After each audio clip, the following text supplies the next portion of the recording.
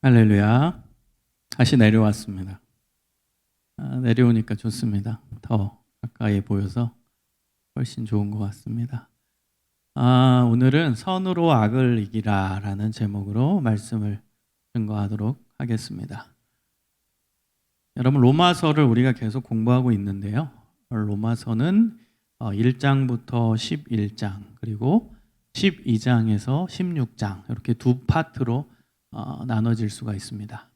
로마서 1장부터 11장까지는 우리가 기독교인으로서 어떠한 신앙을 가지고 살아야 하는지 이 부분에 대한 바울의 하나님의 메시지, 바울이 하나님의 메시지를 받아서 전달하는 내용입니다. 그리고 12장부터 16장까지는 우리가 배운 대로 어떻게 살 것이냐 이 부분에 대한 내용입니다.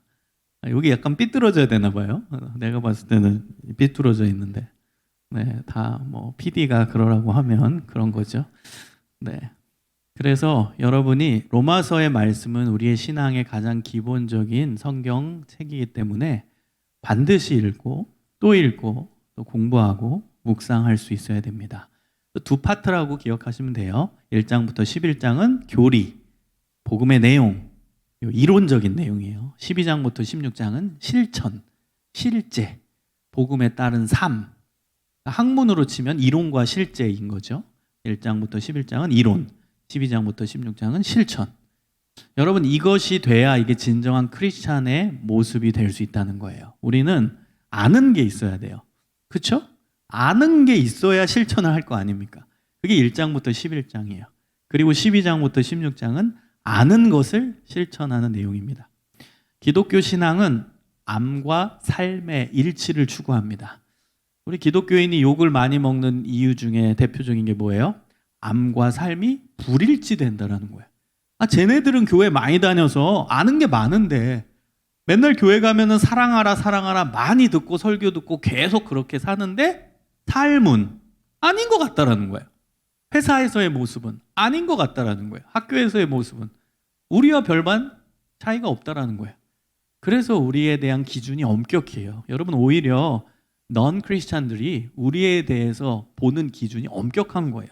쟤네들은 암과 삶이 일치될 수 있는 사람인데 왜 저렇게 살지 못하냐? 기준이 엄격해요. 그래서 우리를 비판하는 거예요. 우리가 좀 좋게 해석했으면 좋겠어요. 믿지 않는 자들이 우리를 욕하는 이유를 조금 더 긍정적으로 바라본다면 그들은 우리에 대해 엄격한 기준을 요구한다는 거예요. 그만큼 우리를 인정한다라는 거죠. 쟤네들 정도면, 크리스찬 정도면 배운 대로 살아야 될 거 아니야. 쟤네들은 매주 교회 가서 좋은 말씀 듣고 성경 읽는 애들인데 그러면 그대로 살 정도의 수준을 갖추고 있는 애들 아니겠어? 이렇게 우리를 본다는 거죠.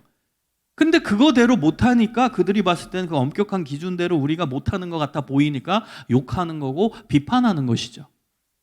그래서 여러분, 우리가 진정한 크리스찬, 하나님이 기뻐하시는 그리스도인들이 되기 위해 암과 삶이 일치되는 신앙인이 되기 위해 노력했으면 좋겠어요. 설교 말씀 들은 대로 사는 거죠. 로마서의 말씀 첫 부분이 복음이거든요. 교리거든요. 그 아는 대로 우리의 삶도 복음적 삶이 되는 거죠. 은혜의 삶이 되는 것이죠. 사랑의 삶이 되는 것이죠. 우리가 목표를 세웁시다. 크리스찬의 목표는 암과 삶의 일치. 아는 대로 살자. 배운 대로 살자. 설교 들은 대로 살자. 이것이 우리의 목표가 되어야 한다는 것입니다. 자, 오늘은 이제 12장의 내용인데 사실은 굉장히 쉬운 내용이에요. 그런데 굉장히 어려운 내용이에요. 이게 뭔 소리냐? 쉽다라는 건 이거 읽으면 모르는 사람이 어디 있겠어요. 조금 제가 더 부연해서 깊이 있게 알려드릴 뿐이지. 어렵다라는 건 이것을 삶 속에서 실천하기는 어렵다는 거죠. 머리로 이해하는 거, 귀로 듣는 건 쉬운데 삶에서 실천하는 건 굉장히 어렵다라는 거예요. 그런데 오늘 본문 말씀대로 산다면 하나님이 기뻐하시는 암과 삶이 일치된 삶이 된다는 것이고요. 하나님께서 기뻐하시는 복음적 삶이 된다는 것이고요. 하나님이 기뻐하시는 예수님의 복음을 붙들고 살아가는 삶이 된다는 거예요. 그래서 여러분, 우리 어렵지만 노력해 봅시다. 하나님이 이 기준을 우리에게 제시하시는 거예요. 너네 이렇게 살았으면 좋겠다. 이것이 사실 우리 하나님의 마음이에요. 오늘 본문처럼 너희들이 살았으면 좋겠다. 예수 그리스도를 믿고 새롭게 태어났으면 이대로 좀 살았으면 좋겠다. 너희들의 가정생활 가운데, 너희들의 학교생활 가운데, 너희들의 직장생활 가운데, 너희들의 인간관계 가운데 이렇게 좀 살았으면 좋겠다. 이것이 하나님의 마음입니다. 여러분, 어떤 윤리적 계명으로 오늘 말씀을 바라보지 말고요, 하나님의 마음으로 읽으셨으면 좋겠어요. 우리 하나님의 마음, 우리 하나님이 우리에게 이걸 원하신다는 거예요. 하나님은 우리에게 이거를 원하신다는 거예요. 이대로 좀 살아주렴. 이렇게 살아야 내 마음에 합당한 삶이야. 이렇게 살아야 세상 사람들이 너희를 좋아할 거야. 세상 사람들이 변화를 받고 그들도 예수 그리스도를 구주로 영접하게 될 거야. 여러분, 밖에 나가보세요. 지금 얼마나 많이 사람들 놀러 다닌다는 게 뭐라고 하는 게 아니에요. 교회 안 다닌 사람이 너무 많다는 거죠. 예배 드리지 않는 사람들, 하나님을 모르는 사람들이 너무 많다라는 것이죠. 여러분, 우리 교회 앞에 유명한 식당 있잖아요. 지금 나가보세요. 줄이 얼마나 많이 서가지고 난리 법석입니다. 저는 마음이 너무 불편해요. 안타까워요. 저렇게 많은 사람들 그 밥 한 끼를 위해서 저 떼약볕에 저렇게 줄 서 있는데 우리는 예배 시간에 줄 서서 들어가 본 경험이 있는가? 밥 한 끼, 육체의 만족, 밥 한 끼를 위해서 그 맛집 앞에서 여러분 30분이건 1시간이든 서 있는데, 여러분 교회 좀 일찍 와보세요. 그러면요, 문 열기도 전에 줄 서 있어요. 주차하려고 문 열기도 전에 주차장 가득 차 있어요. 줄 서가지고 밥 한 끼를 위해서. 지금도 줄 서 있어요. 제가 오는 길에 봤는데 지금도 쭉 줄 서 있어요. 밥 한 끼를 위해. 근데 우린 영적인 일을 위해, 하나님을 섬기는 일을 위해서는 얼마나 열심을 냅니까? 여러분, 떼약볕에 줄 서서 예배 드리라고 하면 드리겠어요? 한 1시간 기다려야 예배당 들어온다. 들어오겠어요? 근데 우린 맛집 앞에서는 1시간이건 기다리잖아요. 어떻게 된 거예요? 전 되게 씁쓸했습니다. 저 자신도 돌아보고 우리 모습을 같이 돌아봤으면 좋겠어요. 믿지 않는 자들 너무 많아요. 정말 많아요. 여러분, 우리가 이 시대에 어떤 역할을 감당해야겠습니까? 말씀 앞에 바로 서 있고 말씀대로 살아감으로 말미암아 그들이 변화되어야 할 거 아닙니까? 하나님은 그들도 만드셨어요. 여러분, 제가 사실은 아까 전에 그 줄 서 있는 사람들 보면서 약간의 그 불편함이 있었어요. 아이고, 저거 밥 한 끼를 왜 저러고 있냐? 그런 마음이 들다가 또 예배당에 올라오면서 그들도 하나님이 만드셨다. 이 강렬한 마음의 음성이 들려졌어요. 정죄하는 마음이 생겼다가 그들도 하나님이 만드셨다. 이 메시지가 제 마음 가운데 깊이 들어왔어요. 그러면서 하나님 죄송합니다. 잘못했습니다. 그들도 하나님 만드셨어요. 그들도 하나님의 자녀예요. 하나님의 자녀 품으로, 하나님의 품으로 돌아와야 돼요. 여러분, 그들도 하나님의 자녀예요. 밖에 있는 사람도 하나님의 자녀예요. 그들 하나님 품 안으로 돌아와야 돼요. 여러분, 그 품 안으로, 하나님의 품 안으로 돌아오게 하기 위해 우리가 어떻게 해야 되겠습니까? 우리가 오늘 말씀대로 살아야 돼요. 오늘 말씀은요, 인간관계 속에서 지켜야 되는 복음적 삶입니다. 사람과 사람 관계에서 우리가 실천해야 되는 하나님의 마음이자 하나님의 뜻입니다. 여러분, 하나씩 살펴보겠습니다. 여러분, 17절을 먼저 보십시오. 17절에 보면은 아무에게도 악을 악으로 갚지 말고 모든 사람 앞에서 선한 일을 도모하라. 첫 번째 실천적 계명은 바로 악을 악으로 갚지 말라. 여러분, 고대 사회에서는요, 동해복수법이라는 게 있었어요. 악을 악으로 갚으라는 거예요. 그게 그 당시의 문화였어요. 성경시대 문화는요, 악을 악으로 갚으라. 동해복수법. 내가 해받은 대로 똑같이 복수해라.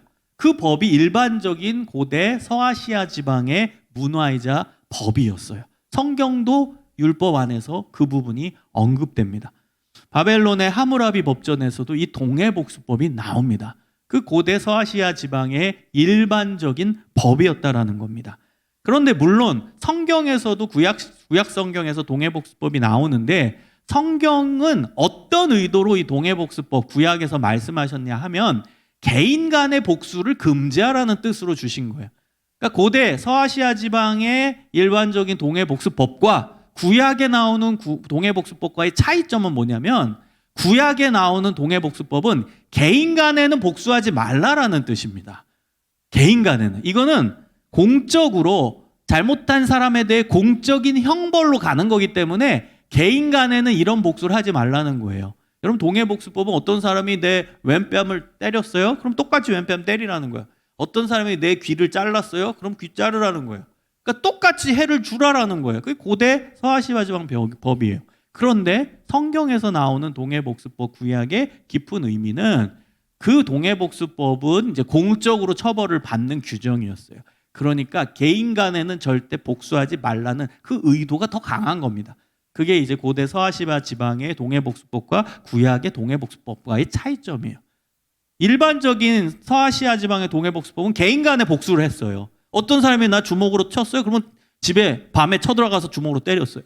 내 발을 부러뜨렸어요? 그럼 몰래 가가지고 또 부러뜨렸어요. 개인 간에 복수를 했다는 거예요. 근데 성경은 그걸 금지하는 법으로 공적인 부분에서 재판에 이 법으로 다스릴 테니까 개인 간에는 복수를 절대 하지 말라라는 의도가 그 안에 들어가 있는 거예요. 그리고 이제 신약으로 넘어와서는 우리 예수님의 법은 여러분 예수님의 법 마태복음 5장에서 7장을 보면 산상수훈에 예수님의 법이 나오죠. 우리가 잘 아는 구절입니다. 여러분 뺨을 맞았어요. 어떻게 하래요? 뺨 때리래요? 예수님의 법은 돌려 때려요. 다른 편도 또 때리라는 거예요. 내 속옷을 뺏어갔어요. 그러면 겉옷까지 내어주래요. 동해복수법에서 완전히 벗어난 사랑의 법을 예수님께서는 말씀하신 것이죠. 그래서 여러분 철저하게 예수님의 법은요 사랑의 법입니다. 복수하지 말라입니다. 대신 뭐 하라는 거예요? 용서하라는 겁니다. 용서의 법입니다. 복수의 법이 아닌 용서의 법. 여러분 우리가 일상생활을 살다 보면은 다른 사람으로부터 손해볼 때가 있고 그래서 억울하고 막 괴로울 때가 있잖아요. 그래가지고 막 복수하고 싶고 야 저놈도 잘못됐으면 좋겠다 이런 마음을 품 때가 있잖아요. 근데 하나님은 그것을 원하시지 않는데요. 옛날에 유명했던 영화 제목이 있죠. 복수는 나의 힘. 여러분 복수는 나의 힘으로 살아가는 사람 너무 많아요.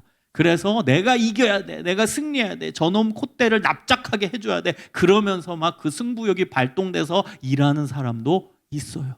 사회에 대한 불만. 내가 어린 시절 찢어지게 가난해서 사회에 대한 불만. 내가 사회에 복수해야지. 그래서 공부로 성공한 사람들 있어요. 여러분 복수는 나의 힘. 무서운 겁니다. 이거는 성경의 법이 아니에요. 용서는 나의 힘. 이것이 성경의 법. 하나님의 법입니다. 여러분 제가 설교 초반에 말씀드렸잖아요. 머리로 이야기는 쉬워요. 그러나 우리의 삶에서 실천하기는 굉장히 어렵죠. 용서? 우리는 교회 와가지고 용서 굉장히 많이 들어요. 근데 우리의 실천적 삶 속에서 용서를 실제로 실천하기가 얼마나 어렵습니까? 얼마나 힘듭니까? 그래서 우리는 또 하나님 앞에 서고 성령을 의지하고 성령님 용서할 수 있는 힘을 주시옵소서, 용서할 수 있는 에너지를 주시옵소서, 용서할 수 있는 마음을 주시옵소서 하나님을 붙드는 거예요. 쉽지 않아요. 저도 쉽지 않아요. 제가 쉽지 않다고 전제하잖아요. 말로는 용서 쉽죠. 그러나 그것을 해나가는 거 그게 얼마나 힘든 몸부림치는 과정이겠습니까? 여러분 우리의 삶에서 한 방에 안 돼도 돼요. 조금이라도 용서하는 습관을 형성해 갔으면 좋겠어요. 저는 용서하면은 제일 많이 떠오르는 분이 예전에 한참 전에도 설교 한번 그 예화로 들었던 것 같은데요. 이지선 자매님이에요. 지금 한동대학교 교수님으로 계시는 이지선 자매님. 그분 이화여제 4학년 재학 중에 뺑소니 교통사고를 당해서 전신 화상을 입었잖아요. 근데 그분의 삶에서 저는 가장 은혜 받고 감동받은 부분은 뭐냐면 그 가해자가 나중에 잡혔는데 그를 용서한다는 거. 여러분 이게 어찌 가능하겠습니까? 나를 완전히 다른 모습으로 만들고 내 인생, 내 미래를 송두리째 앗아간 그 뺑소니 교통사고 가해자가 잡혔는데 그를 용서한다니까요. 경찰서에 그 선처해달라고 편지 써요. 거기서 빼달라고. 그 사람 불쌍하다고. 피해자인 내가 용서한다고. 교도소 안 가게 도와달라고. 그렇게 경찰서에 편지를 써요. 이게 어찌 가능하겠습니까? 그분은 뭐 쉬워가지고 그분은 천사여서 그렇게 했겠어요? 몸부림치면서 했겠죠. 나도 하나님의 자녀인데 성경에서 하나님이 용서하라고 했는데 내가 몸부림치면서 눈물 흘리면서 용서하는 거죠. 아, 나 용서할 거다? 용서해줘. 그렇게 쉽게 하는 사람은 없어요. 몸부림치면서 정말 눈물 흘리면서 쥐어짜면서 그래도 나 예수님의 자녀지. 예수님이 나 용서해 주셨으니까 나도 용서를 실천해야지. 그렇게 노력하면서 그 용서가 어렵게 나오는 겁니다. 여러분, 우리의 일상생활 속에서도 용서를 실천하는 모습들이 하나하나 있었으면 좋겠어요. 작게라도. 여러분, 회사에서 나 힘들게 하는 사람 있죠? 정말 짜증나는 인간들이 있죠. 분명히 있을 거예요. 그래도 오늘 말씀을 듣고 하나님, 제가 용서하겠습니다. 저에게 힘들게 하는 저 사람을 용서하겠습니다. 받아들이겠습니다. 그런 마음을 품고 기도하고 몸부림치고 쥐어짜면서 한번 용서를 하나하나 실천해 보시는 믿음의 자녀들이 되시기를 소망합니다. 자, 두 번째입니다. 두 번째 실천적 과제는 뭐냐면은 모든 사람 앞에서 선한 일을 추진하라입니다. 여러분 17절을 다시 한번 보시기 바랍니다. 17절에 보면 모든 사람 앞에서 선한 일을 도모하라. 여러분, 도모하다라는 이 단어는 추진하라라는 뜻이에요. 추진하래요. 여러분, 추진하라, 도모하라. 이게 조금 어감이 다르죠? 그래서 이 단어는 더 정확히 번역하면 더 적극적인 단어로 바꿔야 돼요. 그게 추진하다예요. 저는 이 추진하다가 더 정확한 번역이라고 생각해요. 여러분, 모든 선한 일을 추진해야 돼요. 모든 사람 앞에서 선한 일을 추진하라. 좋은 일을 추진하라. 여러분은 좋은 일을 추진할 능력과 에너지를 갖고 있습니까? 일상생활 속에서 좋은 일을 하기 위해서 그냥 수동적인 태도가 아니라 내가 적극적으로, 능동적으로 좋은 일을 찾아서 합니까? 여러분, 추진하다라는 건 내가 찾는 거예요. 내 능동성이 전제되어 있는 겁니다. 내가 좋은 일을 내 스스로 찾는 거예요. 그냥 가만히 있다가 불쌍한 사람이 있네. 아이고 뭐 내가 좀 지갑에서 꺼내서 좋은 일 좀 해야지. 이게 아니에요. 내가 먼저 찾아보는 거예요. 내가 좋은 일을 뭘 하지? 오늘 회사에 가서 어떤 좋은 일을 할까? 아, 저 사람 울고 있는데 어떤 좋은 일을 할까? 내가 지금 저 친구 이제 이따가 저녁 시간에 만나야 되는데 어떤 좋은 일을 할까? 계속 좋은 일을 생각하면서 추진하라. 먼저 생각하고 추진하라. 이것이 하나님이 우리에게 원하시는 사랑의 법입니다. 그것이 복음적 삶이고 신편적 윤리예요. 여러분, 좋은 일은 수동형이 되어서는 안 돼요. 능동형이 되어야 합니다. 내가 먼저 찾아야 됩니다. 그런데 놀라운 것은 본문 말씀을 보면 모든 사람 앞에서라는 전제가 붙습니다. 모든 사람 앞에서. 여러분, 이 모든 사람이라고 굳이 왜 바울이 붙였냐면 이 모든 개념 안에는 믿지 않는 자를 포함하는 개념이라는 거예요. 하나님을 믿는 자뿐만 아니라 하나님을 믿지 않는 자까지 다 포함하는 그 사람들 앞에서 좋은 일을 추진하라는 거예요. 왜 그럴까요? 보여주는 거예요. 보여주는 거예요. 여러분, 이거 좀 의아하죠? 아니, 우리가 좋은 일을 숨어서 해야 되는 거 아닐까? 여러분, 여기 정확히 이해를 하셔야 돼요. 여러분, 선한 일, 좋은 일은요, 믿는 사람들 안에서는 몰래 하는 게 맞아요. 저는 이것을 제 스스로 이제 명명한 단어가 있는데요. 골방신앙입니다. 믿는 사람 안에서는 골방에 들어가는 거예요. 마태복음 5장, 6장, 7장에 보면은 믿는 사람 앞에서 해야 되는 뭐 여러 가지 기도, 금식, 구제 이런 이제 하나님의 가르침을 마태복음 5, 6, 7장에 예수님이 말씀하십니다. 그런데 믿는 사람들 안에서는요, 구제하는 거, 믿는 사람들 안에서 기도하는 거, 믿는 사람들 안에서 좋은 일 하는 거, 이거는 몰래 하래. 골방에 들어가서 하래요. 그러니까 아무도 모르는 거예요. 여러분, 골방이 뭔지 아세요? 작은 방, 구석에 있는 작은 방이 골방이에요. 그러니까 아무도 모르게 해야 된다는 거예요. 이런 거죠. 예를 들면 여기 다 믿는 사람이죠. 근데 이제 기도를 하는데 나 혼자 막 물론 소리치며 기도하지 말라는 의미 아닙니다. 근데 이제 의도를 하는 거죠. 내가 소리쳐서 기도하고 크게 기도하면 저 사람이 나를 향해서 나는 기도 많이 하는 사람이구나. 와, 저 형제는 어떻게 저렇게 기도를 열심히 해? 이거 인정받으려고 일부러 크게 낼 수도 있죠. 보여주려고, 보여주기식. 그럴 수도 있어요. 내가 일부러 더 크게 해야지. 막. 여러분, 그렇게 하지 말라는 거예요. 믿는 사람들 사이에서는 몰래 골방에서 아무도 모르게 기도하라는 거예요. 하나님만 아시면 되니까. 구제도 마찬가지예요. 나 헌금 많이 했다. 나 헌금 이렇게 많이 했어. 알지? 믿는 사람들 앞에서 그걸 다 보여주는 거. 난 너네들보다 헌금 많이 했다. 일부러 막 헌금 봉투에도 금액을 정확하게 막 쓰고 다 보여주듯이 크게 쓰고 그리고 나가지고 하면 사람들 앞에 보여주는 거잖아요.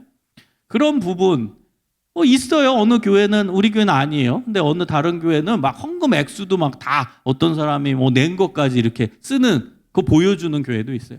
물론 그것도 뭐 일반적인 회사 운영 방침에서 봤을 때는 투명성의 부분이 있어 좋을 수 있죠. 그러나 신앙적인 관점에서는 누가 얼마 냈는지가 다 보이잖아요. 그거는 신앙적 관점에서 그리고 예수님이 말씀하신 거에 의해서는 골방신앙에 저는 위배된다고 봐요. 골방신앙에서는 본인만 하나님과의 관계에서 내가 헌금을 얼마 하는지 사람들이 보면 뭐예요? 내가 많이 한 거 사람들이 알면 뭐예요? 사람들이 나 인정해 줄까 봐? 여러분 그런 거 의식하지 말라가 하나님의 뜻이에요. 하나님만 아시면 된다는 거예요. 하나님만. 잘한 거 있으면 하나님만 아시면 된다는 거예요. 그게 골방신앙이에요. 혼자서 안 한 척. 금식할 때도 금식 안 한 척. 일부러 금식해가지고 막 초췌하게 오고 막 살이 막 이렇게 빠져가지고 나 금식 많이 했어. 나는 이렇게 금식도 잘하는 사람이야. 이걸 드러내지 말라는 거예요. 믿는 자들 사이에서는. 하나님만 아시니까. 그런데 믿지 않는 자와 함께 있을 때는 드러내라 해요. 빛은 드러납니다. 그렇죠? 여러분 빛은 숨기지 못할 것이라고 마태복음 5장 13, 14절에서 말씀하십니다. 빛은 드러나요. 세상의 빛이라 빛은 드러나요. 여러분 빛이 있는데 숨길 수가 있어요? 여기 암흑으로 만들어 놓고선 촛불을 킨다고 해봐요. 그럼 안 보여요? 촛불은 보여요. 여러분 빛은 반드시 보이게 돼 있어요. 빛은 반드시 드러나 있게 돼 있습니다. 그래서 이것은 어떤 의미냐? 세상의 빛, 세상 속에서는요 보여야 돼요. 세상 속에서는 밝음이 보여져야 돼요. 그래서 저는 이것을 명명하기를 광장신앙 이렇게 명명합니다. 광장 앞에서 드러내라는 거죠. 광장. 제가 이미지로 그냥 제가 만든 용어예요. 믿지 않는 자들 사이에서는요 드러내세요. 광장신앙이 필요해요. 내가 하나님을 믿는 자다, 좋은 일 한다, 드러내세요. 나 잘나려고, 나 인정받으려고, 내가 뭐 올라가려고 드러내라는 게 아니라 하나님의 사람은 이렇게 산다. 예수님의 마음이기 때문에 내가 하는 거다. 예수님은 너희를 사랑하신다. 예수님의 모습을 내가 대신 보여주는 거다. 그런 의미로서 드러내라는 거예요. 그래서 결국은 그들도 내 모습을 보고 와, 예수님 믿는 자들은 저렇게 멋있구나. 예수님 믿는 자들은 저렇게 좋은 일을 많이 하는구나. 예수 믿는 자들은 저렇게 매력적이구나. 그래서 그들도 예수님을 믿게끔 하라는 거예요. 그게 로마서의 의도입니다.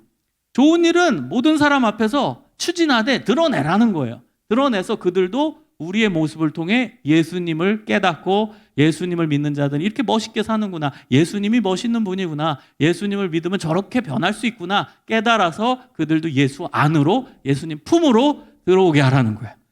그게 우리가 실천해야 되는 복음적 삶의 두 번째라는 것입니다. 자, 세 번째입니다. 세 번째는 바로 모든 사람과 더불어 화목하라입니다. 18절을 보세요. 할 수 있거든 너희로서는 모든 사람과 더불어 화목하라. 모든 사람과 더불어 화목하라. 여러분 이거 굉장히 어렵죠.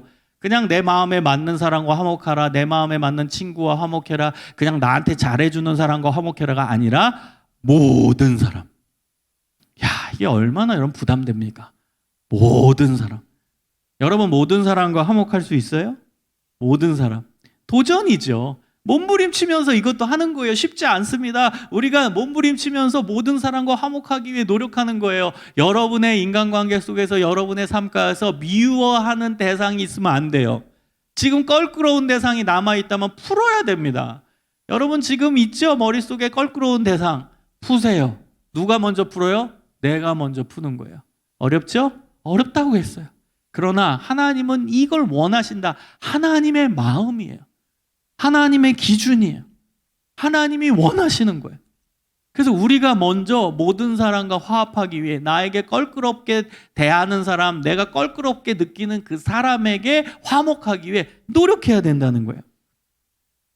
여러분, 얼마나 우리 하나님은 화목을 강조하셨는지 마태복음 5장 23절, 24절에 보면 이런 구절이 나옵니다. 그러므로 예물을 제단에 드리려다가 거기서 내 형제에게 원망 들을 만한 일이 있는 것이 생각나거든 예물을 제단 앞에 두고 먼저 가서 형제와 화목하고 그 후에 와서 예물을 드리라. 여러분 예물은 헌금이죠. 이 헌금은 하나의 대명사입니다. 한마디로 하나님께 드리는 예식이에요. 의식이에요. 쉽게 얘기하면 예배라고 얘기할 수 있어요. 예배. 여러분 예배를 드리기 전에 한마디로 형제와 싸웠어. 뭔가 껄끄러운 게 있어. 그러면 예배 드리지 말라요. 먼저 가서 화해하고 와서 예배 드리라는 거예요. 화해가 먼저입니까? 예배가 먼저입니까? 화해가 먼저라는 거예요. 화목이 먼저라는 거예요. 여러분 그만큼 하나님은 화목을 강조하세요. 화목하고 그 다음 와서 예배 드리라는 거예요. 화목하고 그 다음에 하나님께 하라는 거예요. 하나님께 예배 드리고 하나님께 예물 드리고 하나님께 기도하라는 거예요. 제가 이 구절을 왜 저는 좋아하고 그 다음에 강렬하게 제 머릿속에 남아있냐면 제가 정확히 기억합니다. 대학교 2학년 때 교회에서 청년부 활동을 잠깐 했어요. 그리고 저는 일찍 사역을 시작했는데 대학교 청년 시절에 제가 찬양 인도자였어요. 청년부 찬양 인도자였는데 청년부 찬양 인도하기 전에 막 연습하잖아요. 근데 제가 그때 있었던 교회에 세션들이 뭐라고 할까요? 좀 음악은 잘했어요. 막 프로인데 뭐라고 할까? 약간은 조금 껄렁껄렁했어요. 껄렁껄렁. 그러니까 막 신앙적인 부분에서의 뭐 이렇게 준비는 안 돼 있고 그냥 음악적인 거 뭐 가요 하듯이 요런 애들이었어요. 찬양팀 애들이. 저보다 뭐 동갑이거나 한 살 적거나 뭐 이랬는데 그래가지고 연습하는 도중에 제가 왜 싸웠는지는 생각이 안 나는데 엄청 화가 났어요. 그래서 제가 예배 5분 전이에요. 예배 5분 전에 정말 소리를 쳤어요. 드러머랑 싸웠어요. 그래서 제가 거의 욕하듯이 소리를 쳤어요. 되게 사실 안 좋아요, 성격. 많이 좋아하신 거예요, 지금. 막 욕을 해가지고 진짜 주먹 다짐 할 뻔했어요. 진짜 너무 열받아가지고. 이제 예배 5분 전인데. 그리고 제가 화딱지 나가지고 제가 집어 던지고 나갔어요. 나가서 이제 화장실에 가가지고 이제 세수하려고 하는데 이제 세수를 하고 그 다음에 이제 용변을 보려고 딱 이제 서 있는데 그 앞에 교회마다 이제 화장실 가면 성경 구절이 붙여 있잖아요. 근데 용변을 보려는데 딱 그 성경 구절이 바로 이 마태복음 5장 23절 24절이었어요. 와, 그때는요 진짜 뒤통수에 뭐 맞은 느낌이었어요. 야, 하나님이 나 때린 느낌이에요. 야, 이놈아 정신 차려라 하고 그 말씀을 내 눈앞에 딱 보게 하셨는데 그게 바로 마태복음 5장 23절 24절이에요. 화해하라는 거죠. 예배 중요하지 않다. 예배 드리기 전에 먼저 화해하라. 그 말씀을 딱 본 거예요. 예물 드리기 전에 먼저 화목하라, 화해하라. 와, 이게 너무 강렬해가지고 저는 그 씩씩거리는 마음, 그 다음에 하나님 제가 그래도 저거 이해해 주실 거죠? 이런 마음이 하나도 안 생기고 그냥 그 감정이 그냥 한 방에 쑥 내려가서 화난 감정이 쑥. 너무 충격적인 구절이어서 내 눈앞에 그냥 바로 눈앞이었거든요. 그래가지고 바로 그냥 화장실에서 나와서 그 드러머한테 가서 제가 그냥 미안하다. 그 사람은 되게 놀랬을 거예요. 화딱지 나서 나가다 한 2, 3분 만에 들어와서 미안하다. 내가 잘못했다 이러니까 굉장히 충격받았을 거예요. 드러머는. 뭐 저런 인간이 있나. 근데 아무튼 제가 그 드러머한테 가서 너무 미안하다. 내가 잘못했다고 막 그랬어요. 화장실 갔다 온 다음 바로. 여러분 그래서 저는 이 구절을 평생 기억해요. 너무나 충격적인 말씀으로 다가왔어요. 여러분 우리 하나님이 왜 이렇게 화목을 중요시 여기냐? 예수님의 사역이 화목의 사역이었기 때문이에요. 여러분 예수님의 사역은 화목의 사역입니다. 에베소서 2장 14절에 보면은 그는 우리의 화평이신지라 둘로 하나를 만드사 원수된 것 곧 중간에 막힌 담을 자기 육체로 허시고 하나님과 인간 사이에 죄가 있었어요. 그게 벽이었대요. 벽. 하나님께 가지 못하는 벽. 근데 예수님이 십자가에서 자기 몸을 내어주심으로 그 벽을 허물어 버리셨대요. 그래서 하나님과 인간 사이에 화목을 이루신 거예요. 그 화목이 이루어졌기 때문에 인간과 인간 사이에 화목이 이루어질 수 있고 인간과 자연 사이에 화목이 이루어질 수 있고 인간 스스로 자아 안에서 화목이 이루어질 수 있다는 거예요. 여러분 예수님의 십자가 사건으로 우리는 화목할 수 있어요. 네 가지의 화목이에요. 하나님과의 화목이 이루어지고, 인간관계 안에서의 화목이 이루어지고, 자연과의 관계에서 화목이 이루어지고, 내 내면 안에서 화목이 이루어지는 거예요. 그게 예수님이 하신 사역, 십자가의 사역으로 이루신 화목의 결과입니다. 화목의 사역입니다. 그래서 여러분, 예수님은 화목의 왕, 평화의 왕, 화평의 왕이십니다. 예수님이 십자가 달리신 건 화목해 하기 위함입니다. 하나님과의 화목, 인간과의 화목, 자연과의 화목, 내 내면과의 화목, 화해, 평화, 이것을 위한 사역, 그게 십자가 사역이에요. 그래서 예수님은 우리에게 그렇게 화목해라, 내가 이 십자가를 진 이유가 화목해 하기 위함인데, 화평케 하기 위해인데 계속 싸우면 어떡하겠니? 이렇게 예수님이 우리에게 말씀하시는 겁니다. 그래서 사랑하는 여러분, 모든 사람과 화목하세요. 여러분, 그 모든 사람 범주 안에는 누구까지 들어가는 줄 아세요? 바로 원수까지 들어갑니다. 19절에 보세요. 19절에 내 사랑하는 자들아, 너희가 친히 원수를 갚지 말고 하나님의 진노하심에 맡기라. 기록되었으되 원수 갚는 것이 내게 있으니 내가 갚으리라고 주께서 말씀하시느니라. 내 원수가 줄이거든 먹이고 목마르거든 마시게 하라. 그리함으로 내가 숯불을 그 머리에 쌓아 놓으리라. 여러분, 이 모든 사람 범주 안에는 원수도 들어가는 거예요. 여러분을 힘들게 하고 괴롭히고 그 다음에 내 인생 망치는 원수 있죠. 여러분, 원수는 멀리 있지 않아요. 가까이 있어요. 그렇죠? 원수는 가까이 있는 거예요. 멀리 있으면 원수가 안 돼요. 가까운 내 인간관계 속에서 원수가 분명히 있습니다. 분명히 있어요. 다 내 주변에 원수가 있는 거예요. 여러분, 그 원수에게 뭐 하래요? 20절 보면 먹이고 목마르거든 마시게 하라. 은혜를 베풀라. 여러분, 숯불을 그 머리에 쌓아놓으라. 이건 관용구절이에요. 그 당시 쓰여진 은혜를 베풀라 이런 뜻이에요. 은혜를 쌓으라 이런 뜻이에요. 은혜를 베풀어 주래요. 원수한테 은혜를 베풀어 주래요. 어렵죠? 실천하기 어렵죠? 원수에게 은혜를 베풀어 주래요. 그리고 나서 이 사도 바울이 하나님의 말씀을 인용하는 게 바로 19절에 보면은 신명기 32장 35절의 말씀을 인용합니다. 원수 갚는 것은 하나님께 있다. 여러분, 우리가 원수를 막 갚으려고 노력 안 해도 돼요. 우리는 선한 일을 하면 돼요. 화목하기 위해 노력하면 돼요. 은혜를 베풀기 위해 노력하면 돼요. 하나님의 관점에서, 정의로운 하나님의 관점에서, 공의로운 하나님의 관점에서 저놈은 벌 받아야 된다. 그럼 하나님이 벌 내린대요. 알아서. 원수 갚는 건 하나님께 있대요. 그러니까 여러분, 하나님께 그냥 맡기세요. 하나님, 저놈은 진짜 나쁜 놈입니다. 저놈은 진짜 벌 받아야 됩니다. 저놈은 진짜 나쁜 놈이에요. 하나님, 정의 하나님, 쟤 가만두면 안 돼요. 내가 가만두지 않을 거예요. 그럴 필요 없다는 거예요. 하나님도 아신다는 거예요. 하나님도 진짜 벌 받을 인간이면 하나님의 정의로 벌을 내리신대요. 그러니까 우리가 할 역할이 아니라는 거예요.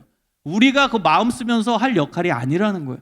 우리는 예수님이 말씀하신 대로 은혜를 베풀고 사랑을 베풀고 화목하기 위해 노력하면 된대요. 나머지 건 하나님께 여러분 맡기세요. 실제 있어요. 벌 받아야 될 사람 있죠. 그런데 그건 하나님 소관, 하나님의 영역이에요. 하나님이 알아서 하신대요. 여러분이 정의로운 하나님, 공의로운 하나님을 여러분 믿는다면 하나님께 그것도 맡겨드리세요. 맡기세요. 하나님 알아서 하십니다. 다윗은 시편 안에서 하나님 나의 하나님, 그리고 하나님의 은혜를 나누는 구절을 많이 얘기하잖아요. 시편, 다윗의 시가 많은데. 그때 다윗이 가졌던 믿음이 뭔 줄 아세요? 원수는 하나님이 갚으신다. 하나님이 뭐 벌 받을 사람이면 알아서 벌 내리시겠지. 기가 막히게 하나님이 그렇게 다윗을 인도하셨어요. 다윗이 은혜를 베푸니까 다윗의 길을 하나님이 열어주셨고, 다윗 주변에 정적들이 있었어요. 놀랍게 하나님이 다 벌 내리세요. 알아서 벌 내리셨어요. 그래서 다윗이 위대한 왕이 되었던 거예요. 하나님이 인도하셔서. 원수 갚는 거 하나님께 있다. 하나님께 맡겼거든, 다윗은. 그러니까 여러분이 여러분의 할 몫은 화목하기 위해, 그냥 선행을 베푸기 위해, 은혜 베풀기 위해 노력하면 된다는 것입니다. 그래서 오늘 본문의 결론과 같은 말씀이 21절입니다. 악에게 지지 말고 선으로 악을 이기라. 여러분, 악에게 타협하라는 의미가 아닙니다. 하나님의 방법대로, 하나님의 뜻대로, 하나님이 원하시는 대로 악을 이기래요. 그러면 결국 하나님이 일하신대. 여러분, 하나님은 언제 일하십니까? 하나님의 방법대로 일할 때 일하십니다. 우리가 하나님의 방법대로 나아갈 때 하나님은 일하십니다. 하나님의 방법이 아니라 인간적인 방법으로 우리가 움직이면 하나님이 일하지 않으세요. 그러나 하나님의 방법대로 우리가 움직인다면 하나님은 반드시 역사하십니다. 하나님의 방법으로, 선으로 악을 이길 수 있어요. 악을 극복할 수 있고 악을 변화시킬 수 있어요. 하나님의 역사입니다. 하나님이 반드시 그렇게 만들어 주실 것입니다. 여러분 주변에 또 어렵고 나를 힘들게 하는 사람들이 있지요. 인간관계가 사실 만사라고 하거든요. 모든 사람의 인생의 중요한 일, 만사가 인간관계예요. 어려워요. 그러나 그 안에서 우리가 해야 될 삶의 모습은, 복음적 삶의 모습은 여러분 용서하는 거예요. 그리고 나서 선한 일을 우리가 추진하는 것이고, 그리고 화목하기 위해 노력하는 삶을 사는 것입니다. 이러한 하나님의 마음에 합당한 복음적 삶을 살아가시는 믿음의 사람들이 되시기를 주님의 이름으로 축원합니다. 기도하겠습니다.